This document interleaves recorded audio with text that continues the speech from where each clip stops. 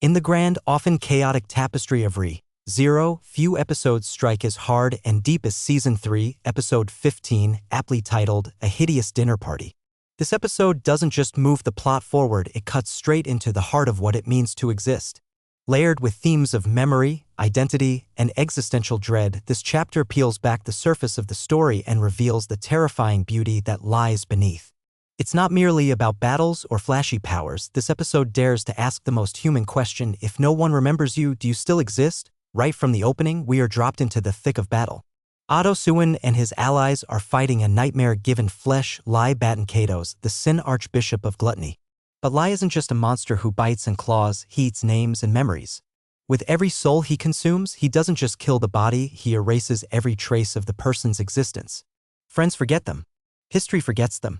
The world itself forgets they ever lived. That's the real horror here, the idea of being forgotten so completely that even grief is denied to those left behind. Otto and his group are not just fighting for their lives, they're battling to preserve meaning. They're fighting for the right to be remembered. We then shift to another brutal clash, this time with Julius Euclius and Ricardo Welkin, who face off against Roy Alford, another twisted vessel of gluttony. But Roy's attack isn't purely physical, it's personal. He weaponizes stolen memories, invoking pieces of Julius's own past like knives. He mocks Julius with words and familiarity that shouldn't belong to him.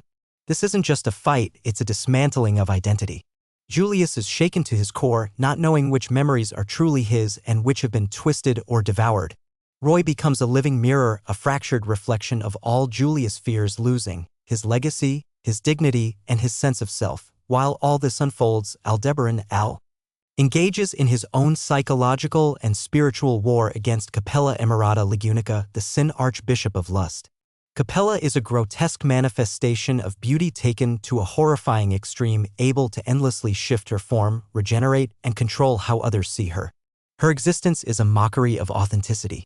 Her body is never fixed, never true. For Al, this battle is not just about physical survival, it's about resisting the temptation to let go of who he is, to avoid becoming another shapeless being hiding behind masks. In fighting Capella, Al is fighting the idea that one must change endlessly to be accepted or powerful. She is a literal and metaphorical monster of self-loathing masquerading as autonomy, and Al's resistance is a cry to remain real even when reality is cruel, and just when it feels like the darkness may swallow everything, a light appears: Beatrice. Her sudden arrival shifts the tide of chaos. She's not just a powerful mage, she's a guardian of memories, of knowledge, of continuity. Her presence is the emotional lifeline the group desperately needs.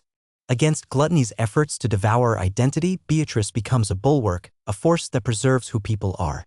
Her very existence in this scene stands as defiance to the nihilism embodied by the archbishops.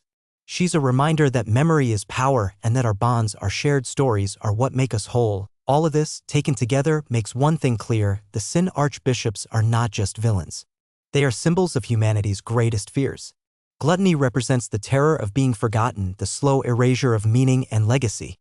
Lust embodies the anxiety of losing oneself in constant change, of reshaping to fit others' desires until nothing real remains.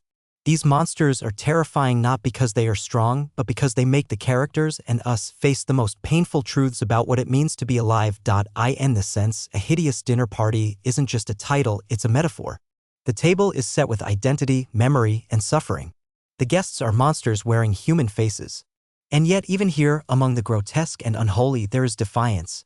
There is will. There is hope. By the time the episode ends, we're left with more than just a cliffhanger. We're left staring into the abyss, into the idea that our lives are only as real as the people who remember us.